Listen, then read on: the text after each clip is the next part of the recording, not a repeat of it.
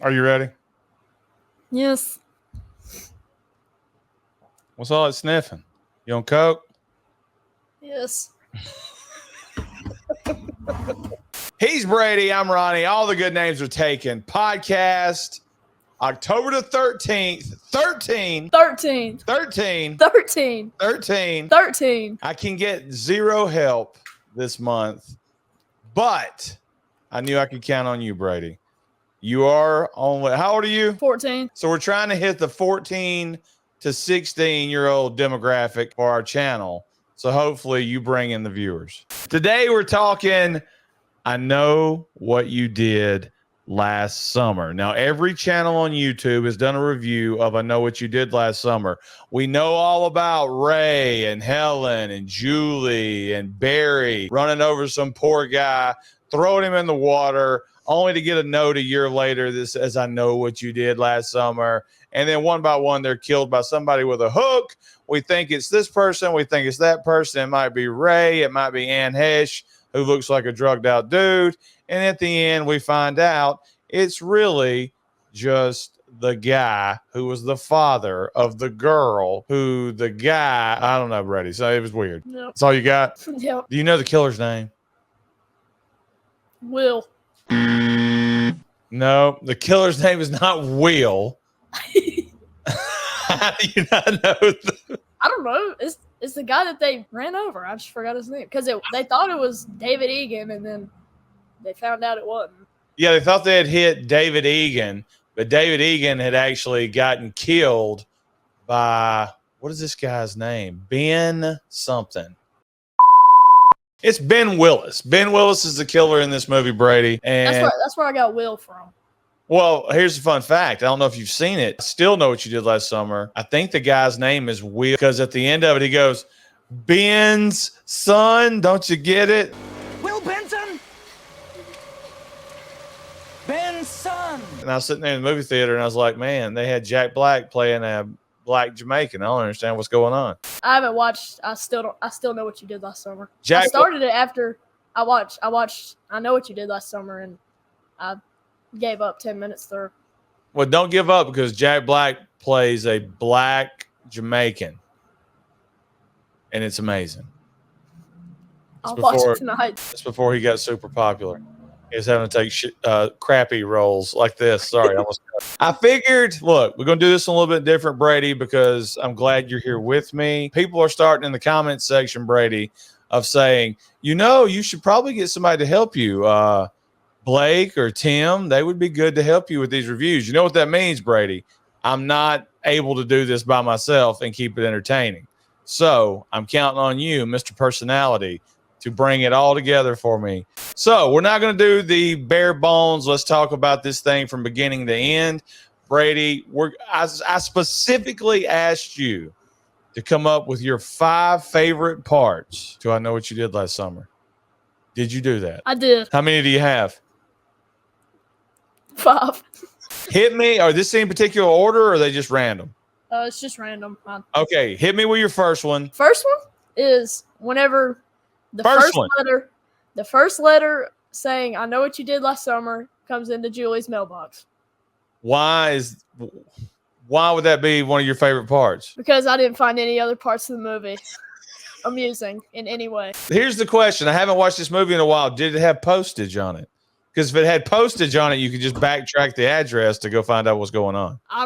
I feel like it was just a piece of paper that said, I know what you did last summer. Was it in a mailbox or was it in her locker? No, it was in her. Well, her mom brought it in. Oh, you're right. So I think it might have been from the mailbox. I don't know for sure, though. What did you think about the character transformation for Jennifer Love Hewitt from the beginning of the movie till they killed somebody and a year later they had her all pale and haggard looking? I don't know. I don't know how I feel about Julie's. Did you watch the movie? I did. I did watch the movie. I want to see a horror movie where people are like leaving these notes. Like the mom walks in with a note that says, I still know what you did last, or I know what you did last summer. I want to see the movie where like the killer's trying to put it in the mailbox and gets caught by the people. Like, hey, what are you doing? They have to turn and run. Or either just try to kill everybody right then. It's like a real short movie. You want to take a guess on how tall Ryan Felipe is? I'll say 5'8". Close, 5'9". Why is he number 98? I don't know. He's one of those weird quarterbacks that wanted the big number. Do you think, okay, if we were working on this movie, Brady, and they said, okay, we need a Letterman jacket for a quarterback, do you think we would probably just, hey, let's do a little bit of research. Let's Google, well, it was 96 or 97 at the time. We could just look it up and say, all the famous quarterbacks in history are between the numbers 1 and 19. So putting him as a 90s number makes zero sense. Give me your next one.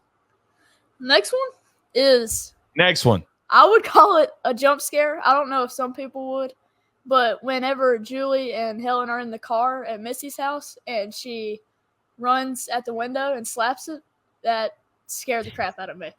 And so, okay, here's the deal. Your list here. 5 favorite parts of the movie. Mm-hmm. Okay, so we got the jump scare. I think they did this in the trailer. This got me in the movie theater, Brady. I saw this movie twice in the movie theater when it came out. This got me too because I wasn't expecting this ugly Anne Heche to be hammering on that window at the last second. And plus, they did that whole routine where they go in there and talk to her, and she's like, "Yeah, Billy Blue came by here. He was kind of sweet on me for a minute." They do a good job in this movie of making you think this person may be the killer, this person may be the killer, these people may be inbreds. I mean, it's crazy. That was another thing on my list was the suspicion of not knowing who the killer was. Because I had like 4 different people in mind of who I thought it was going to be. So, hey, fun fact, you know what Anne Heche looks like now? What? Dead. Oh, okay. Well, burn up. She drove her car into somebody's house. Burn up. Like that thing in the lobby in Beetlejuice is smoking a cigarette. Some people say the government killed her. All right, Brady, what's your number 3?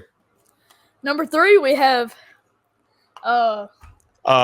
Johnny. Number 3. Well, his name's Max in the movie. Whenever Barry is confronting him and blaming him for sending the notes to the group in the crab place or whatever, and Max says, "I'm gonna kick your college quarterback." That's probably my favorite part of the movie. So. Okay, here's the deal. Johnny Galecki plays somebody that his name's Max. You're right. He comes rolling through after they run over this person right there next to this cliff. And you're right. He's supposed to be like some kind of tough guy, but he's a geek.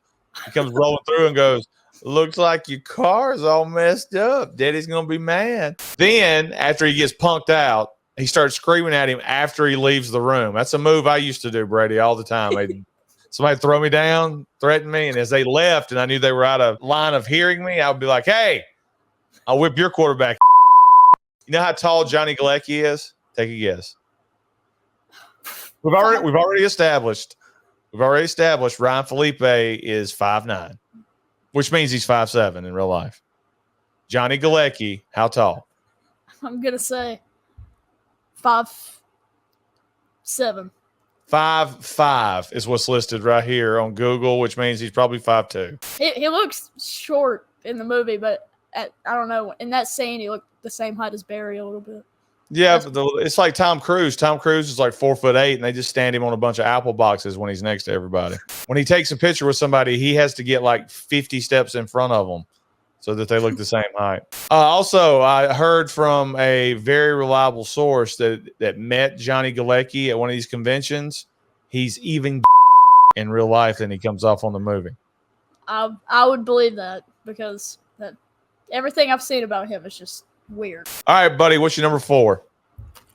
Number 4, I have that 4. The killer was actually the person that they ran over and not some random person from the group or Johnny Galecki or whatever. It was the guy that they ran over. He was still alive, and he was the killer. That was my 4th favorite part of the movie. Now, the whole process of them running over this guy, they put him in the trunk. Is that right, Brady? Yes. They picked him up off the side of the road, put him in the trunk, and took him off the side of the mountain. Well, they hit him on the side of the mountain while Johnny was driving, or Max was driving by. Wouldn't it have been easier just to roll him off the side of the mountain and let him fall all the way down through there and he just die like he fell down through there? That's what I was thinking. Instead of driving a miles away to some river or lake. Imagine this guy. He's fresh off killing somebody, and he gets run over by a car and goes over the top of it. He's dressed like Gordon's fisherman, the guy from the box of fish sticks. He gets put into a trunk, and then he wakes up as they're dumping him into the water. Sort of like when they threw Kramer. Kramer fell asleep in Seinfeld, and they wrapped him, and the girl thought he was dead, so she called her brother, and he come over and wrapped him in a blanket, and they threw him off the bridge, and Kramer didn't wake up till he hit the water. So this guy goes into the water, Ben Willis, and he grabs, which ones does he grab? Does he grab Barry? He grabs somebody because he's got their necklace. He grabs Helen's pageant crown. That's what it is.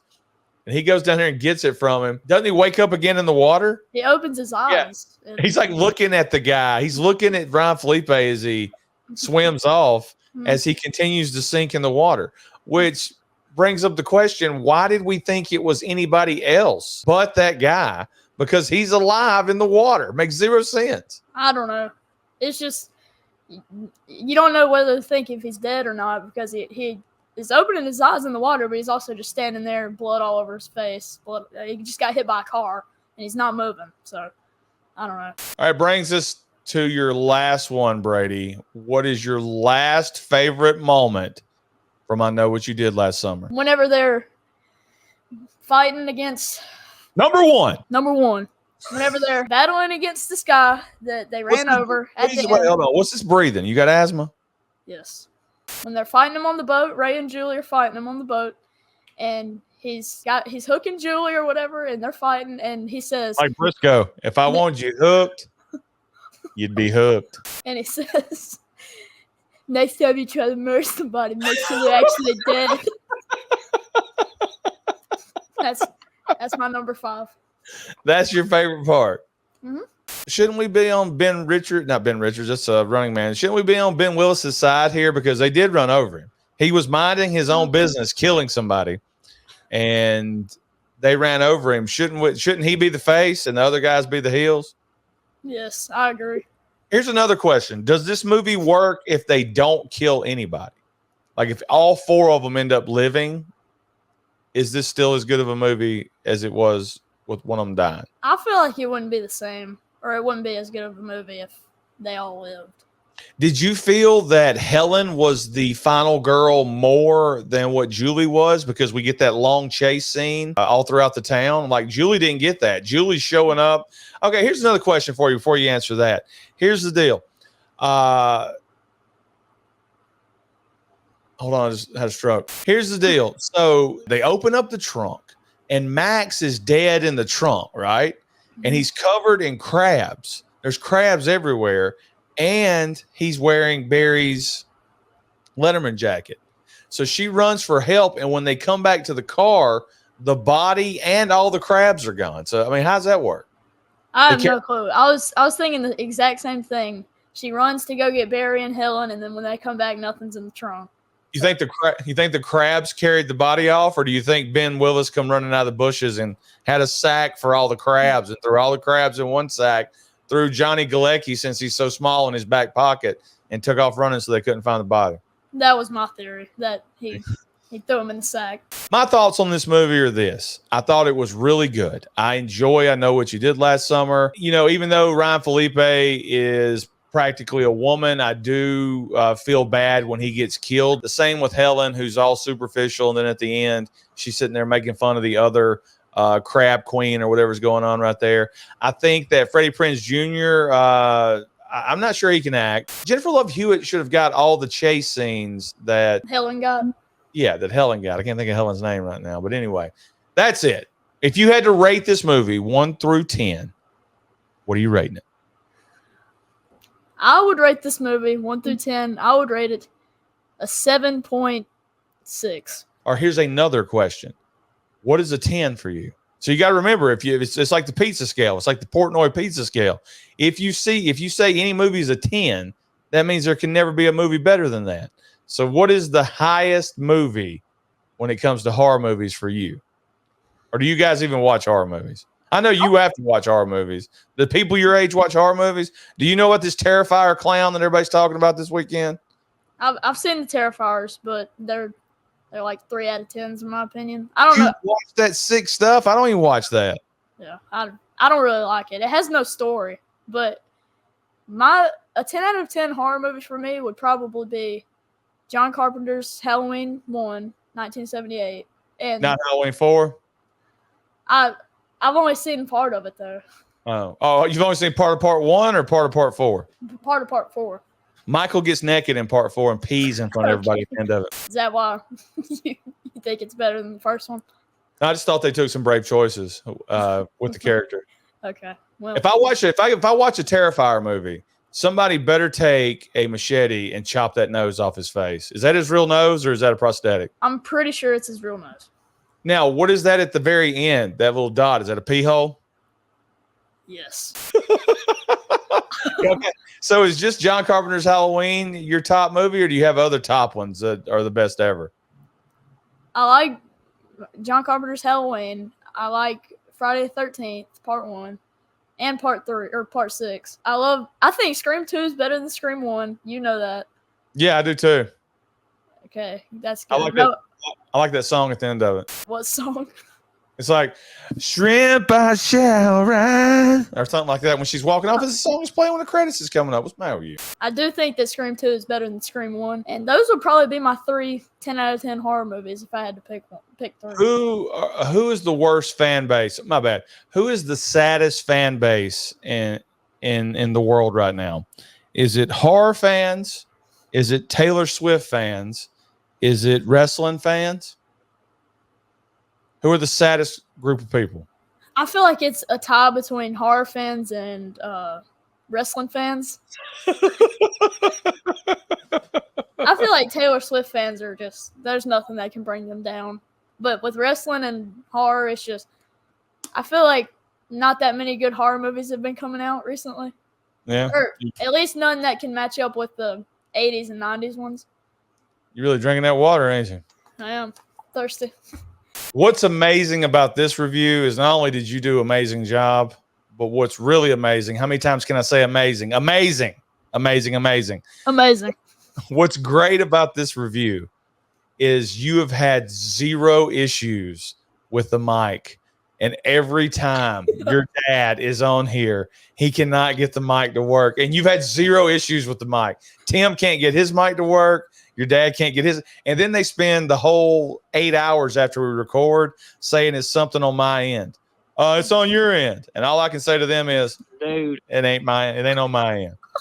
Day 13 in the books. Hit us in the comments. What did Brady screw up on? Really hammer him because he needs to know how life is. He basically just called the horror fan base sadder than wrestling fans. And guys, there's nothing sadder than wrestling fans. Go look at the comment section of any wrestler, and there's people that are like, give me the elbow drop, Dream, and stuff like that. And it is sad. So hit me in the comments. Tell him how bad he did.